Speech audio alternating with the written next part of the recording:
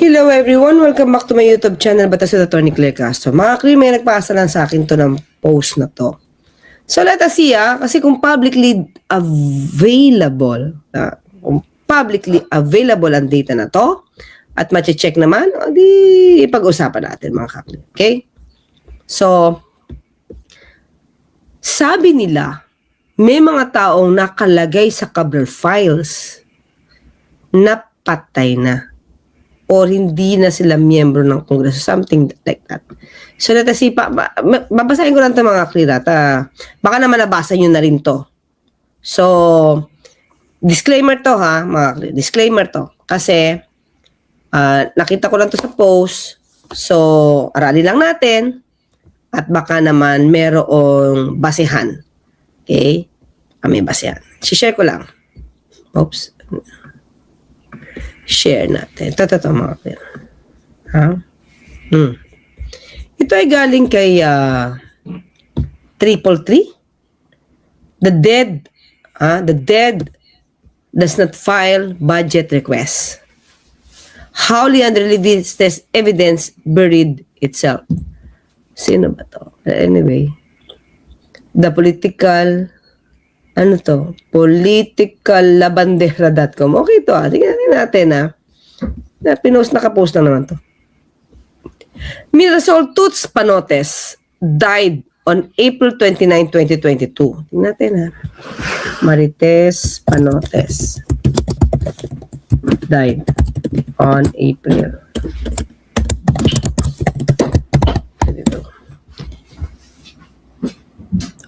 Tama. Sabi sa AI, the statement is accurate. Mirasol Toots Panotes, who served as the representative for the 2nd District. Pakita ko lang mga Klira, para meron tayong basihan. Yun. Toots Panotes, who served as the representative for the 2nd District of Camarines Norte in the Philippines, passed away on April 29, 2022. Ito rin, Wikipedia, died April 29, 2022. Died at the age of 76. Her daughter Rosemary announced Friday, that's April 29, 2022. Okay? So, may basehan na tayo mga Klira. So, go back. Let's go back.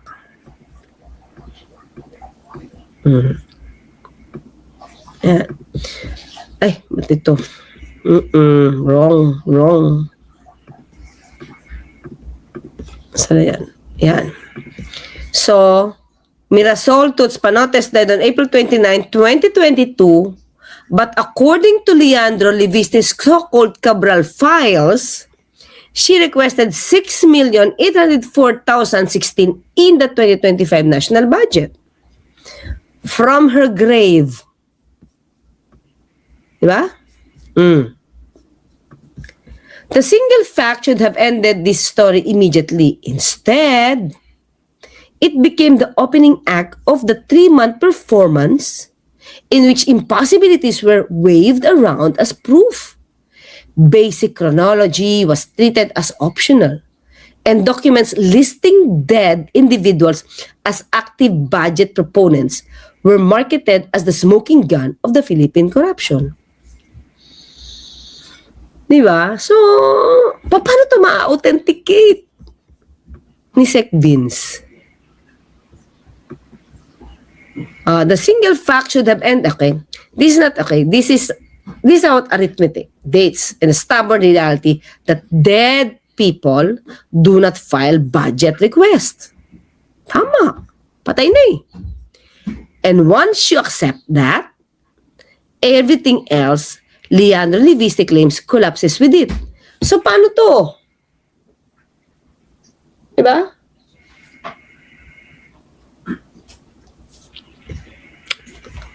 Tama naman. You can verify everything that he said is publicly available data. So, nasa Cabral files na hawak niya, patay ang nag-request. The 2025 national budget was crafted in 2024. That is not controversial. Tama. That is how government works. Yes. Yet, Levistes files list individuals who were either dead or no longer in office as proponents of projects supposedly inserted into that budget. Remember, sinabi rin niya, sa 2025 budget, nandoon ang request ni Congressman Ridon. When in fact, kinureksyon ni Ted Pailon, si Congressman Ridon ay hindi pa siya congressman noong 2025. Nung ginagawa yung budget ng 2024 for the 2025. Dahil nahalal lang siya noong 2025. So yung budget na yon aprobado na, ginawa noong 2024, pininamahan noong 2024, December 2024, so wala pa si Congressman Ridon. So how can he pinpoint Congressman Ridon as one who has these insertions? Well, anyway, ayan na, Toots Panotes from Camarines Norte, 2nd District Representative, death, April 29, 2022. Okay? Magkano? 6 billion, 6 million. Okay? Time dead when budget was prepared, nearly 3 years. Ito pa. Resurrection. Crying Akop. Ano to? Asawa ni ano to? Sorry ha. Former representative of the 2nd District of Antipolo City. Death, May 28, 2022. Listed as proponent of for the 2025 NEP projects. Patay na siya.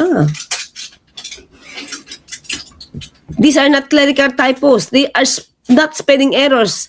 These are entire human beings, deceased for years, appearing as active participants in the budget process that occurred long after their deaths. And the problem only widens when we move from the dead to the merely unavailable. Manny Pacquiao, former senator, term ended June 30, 2022. Listed in files 2 projects totaling 200 million for the 2025 budget. Reality, he was not a senator in 2024 when the budget was crafted. Ito. Terry Ridon, accused by Liviste, 150 million insertion in the 2025 budget. Ridon was not a congressman yet in 2024. Returned to Congress June 30, 2025. This is not nuisance. This is not gray area. Former officials do not insert projects from offices they no longer hold. Dead people do not submit budget requests. And no amount of righteous indignation by Liviste can resurrect them from paperwork purposes. Zombie. Lumabas na zombie to. Nabuhay muli. Sure, you can spin intent, you can spin motive, you can spin politics, but you cannot spin chronology. And again, this isn't interpretation, this is impossibility. Okay. When confronted with these impossibilities, Liviste's next line of defense should have been authentication. Since mukha na question na yung chronology, kailangan, Vince, para hindi ako mabash dito. Kasi nabuhay ang mga patay, yung mga zombies, nagkaroon ng budget ang mga zombies. Sec Vince, authenticate this. Otherwise, may nagpapahinto ni sa'yo magsalita. Di ba? So, yung taong naglabas, hindi na siya ngayon yung maglalabas. Ang inuutusan na niya ngayon, Sec Vince, labas mo na. Labas mo na. Galit na yung tao, labas mo na. Ganon. Hindi tayo nagdadrama, mga clear. Yun ang nangyayari, ha? So, walang ma-offend dito. With all due respect to them. Leviste's version is simple and dramatic. Mga clear. Binabasa ko lang kay Triple, ha?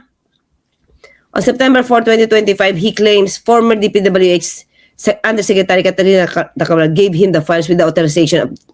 Okay. Ito, He claims former DPWH Undersecretary Catalina Cabral gave him the files with the authorization of DPWH Secretary Vince Dizon, who supposedly called Cabral and approved the release documents in the spirit of transparency. Mga kakli, tandaan natin yung October 1 niya, 2025 email. Hindi si Cabral ang nagbigay. Those files were handed to him by Secretary Bonoan. With the same line with the authorization of DPWH Secretary Vince Dizon, when in fact, if those files were already handed to him by no other than Secretary Bonoan, why would Secretary Vince still give the authorization to get those funds. Nasa kanya na eh. Diba? Dison's version is equally simple and directly contradictory. I have not authenticated any document. I have not seen them. According to Dison, Cabral told him a very different story, that Leviste insisted through his weight around and forcibly copied files from a staff computer onto a flash drive. Oh, staff computer nga din ko eh. Di tatlo na. Tatlo na pinanggagalingan. Staff, Cabral, Bunuan. So, saan ba talaga doon? One of them is lying, of course, and that is the security log. On September 4, 2025, the Daily Vista claims he walked out with explosive evidence. The official log records something far more mundane.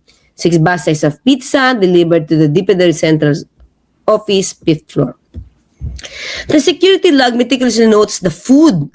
Talaga, nagdala. May record.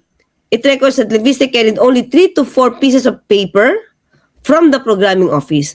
There's no record of bulk of documents, no flash drives, no folders, no files. Pizza went in, pizza went out. Evidence did not. Someone's story is Swiss cheese, and the holes all point in one direction. The holdover alibi collapses. Confronted with dead people and former officials in his so-called Cabral files, Leviste pivoted. Suddenly, the names didn't matter. They were holdovers. He said placeholders in an automated corrupt system that recycled names even after death or departure from office. The presence of dead names, Leviste argued, was proof of systematic corruption. Nabago na yung kwento. Nabago na yung spin. Tanong nabago na yung spin? This defense is brilliant in its stupidity because it destroys Leviste's own accusation. Ano ba ito kahaba? Ang dami pala mo clear. Okay. Wait lang If the names are merely automated placeholders, then they are not actual proponents. Kasi patay na eh. Which means Leviste has no basis to accuse specific individuals of corruption based on those names. But Leviste does both. He uses the same list to argue. These names prove a corrupt automated system, and these specific dead people are corrupt proponents. Corrupt pa rin, kahit patay na. Pick one. Naku, ayoko magitin itong isa. Ito daw ang ginamit na dalawa ni Leviste. Dahil patay na yan, corrupt yan. Dahil patay na, yung mga tao yan, yung system ng DPWH corrupt. At itong mga taong patay na, corrupt pa rin.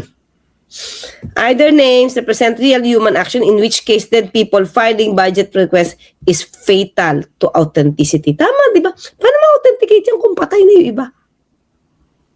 Authenticate ito ni Sec Vince? You cannot have it both ways, Promel Kid. The holdover alibi does not rescue the so-called Cabral files. It exposes them as incoherent. Diba? Di sa atin lang mga clear. Kung totoo naman to, why not, di ba? Walang cover up. Pero kung dito rin magsisimula ang iba mga mambabatas sa mga itong questionabling dokumento, paano yun? When evidence solid, it speaks for itself. When evidence weak, it demands leverage. As scrutiny mounted, Leviste escalated not by releasing complete documentation but by issuing threats. Tinatreta niya si DPWH. Isama mo na ako. If DPWH Secretary Dizon did not confirm authenticity, Leviste warned he would name the people who told him not to release the files. He also claimed that October 16, 2025, someone offered him extra funds and leverage to stay quiet. This is not whistleblowing language. This is extortion language. When your evidence needs threats to be believed, it's not evidence. Nananakot ka ni. When you can show it. When you can show all of them. Diba? Tapos sabi niya, you say, Claire, you can make yourself, a fool of yourself. Because everything that I said can be verified through a publicly available data. Yun pala eh. Bakit tinatago-tago pa kung publicly available data? It's desperate bluff looking for institutional validation. So, kinakailangan niya, yung questionable niyang hawak na dokumento, kailangan niya mapa-verify or mapa-authenticate kay SecDins. At kung hindi mapa-authenticate yun, ito gagawin ko. Ito gagawin ko. Yun yung lumalabas mga kaklira. The Palace and DPWH response, Malacanang did not mince words. The documents, the Palace said were hearsay, chismis, and has no property value. Ako pala to. Until validate. Oh, ito naman mga kakliri. Kaya wag magagat sa akin si Kong Leviste. At wag din na ma-misinterpret. Although umami naman si Senator Ping Lacson, and thank you for that, na na-misread niya yung aking sagot. Kasi mayroon akong kondisyon, no, until validated by proper authorities. Hindi ko sasabing hindi yan totoo. Pero hearsay yan. Until validated by proper authorities. The burden of proof, the Palace emphasized, rested squarely on Leviste. Yeah? And crucially, Ombudsman Jesus already has Cabral's actual computer. Nandun naman eh. Not screenshots, not flash drives, not selective excerpts. Forensics will decide what is real. And forensic processes do not care about the press conferences. Tama. Marathon interviews. Tama. Umiikot-ikot eh. Ikot na lahat station eh. And social media hype. They're about metadata, timestamps, user access logs, and file histories. Precisely the things Leviste's public disclosure conspicuously lack. Wala daw to, wala yung mga ito, wala itong mga timestamp, wala. Kulang daw. This is not an isolated failure. It fits a pattern. An unexplained exit. Bakit? Wait. Hindi ko to alam, mga clear. Wait lang. An unexplained exit from Yale? Yale pala siya? Bakit? A solar company that delivered roughly 2% of its promised 10,000 megawatts.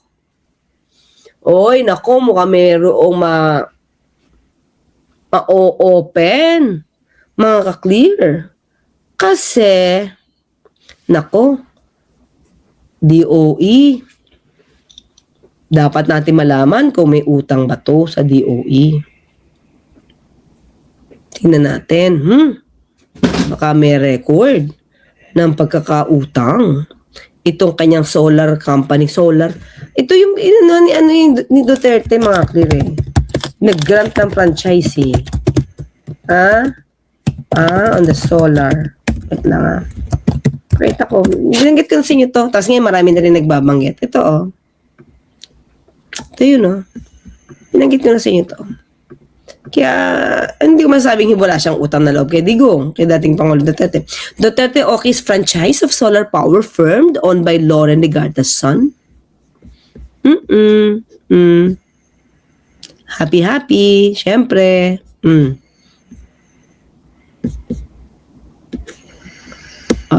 Has signed the franchise for the operation of solar para sa Bayan Corporation, a renewable energy distribution firm owned by a 25-year-old Leandro Leviste, son of former senator and now Antique representative Loren Legarda. Ay, naging pala siya? Congresswoman. Ayan, malaki yung utang na loob niya kay dating Pangulo Duterte.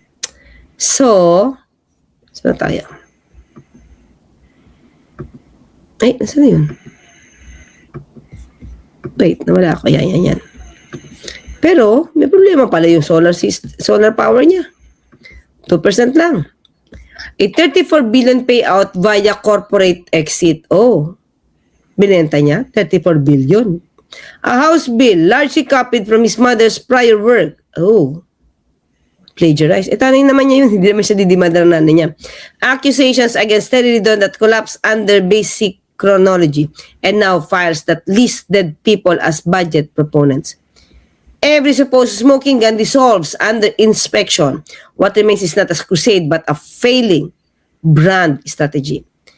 The boy who cried corruption while committing it. Mirasol Panotes had been dead for 3 years. But according to Leandro Leviste's evidence, she's still more productive than his Solar Philippines company ever was. At least her ghost filed paperwork. His company delivered 2%, 10,000 of 10,000 megawatts. Ang liit. The man who cashed out 34 billion for delivering a fraction of his promise now asks the public to suspend disbelief, to accept documents that violate time, office, and morality itself. Files that list dead people are not evidence of systemic corruption. They are evidence that Levites' so-called Cabral files are corrupted.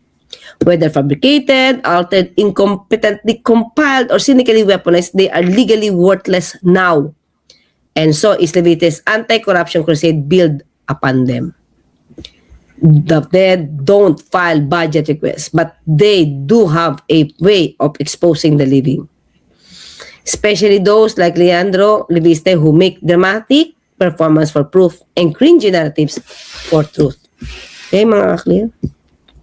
Paano magkakaroon ng, paano magkakaroon ng insertion si former Toots Panotes kung matagal na siyang patay? Yan o. Tapos, well, yun lang mga ka-clear nabuhay ang zombie sa panahon ng pagbibigay ng Cabral files. Nakita ko lang sa inyo. Diba? Pati yung mga wala na sa power, nabigyan pa rin. Di umano ng allocations. Now, Sec Vince, ito ba? Mukhang maanomalya talaga. Ma-authenticate mo ba to? But anyway, mga ka-clear, o gabi na, minadaling araw na tayo. Pinakita ko lang sa inyo, no, na buhay ang mga patay. Para magkaroon ng allocations doon sa kopya ni Congressman Levistes Cabral files. Cabral files na ang nagbigay daw sa kanya ay si Jose Cabral. Pero sa kanyang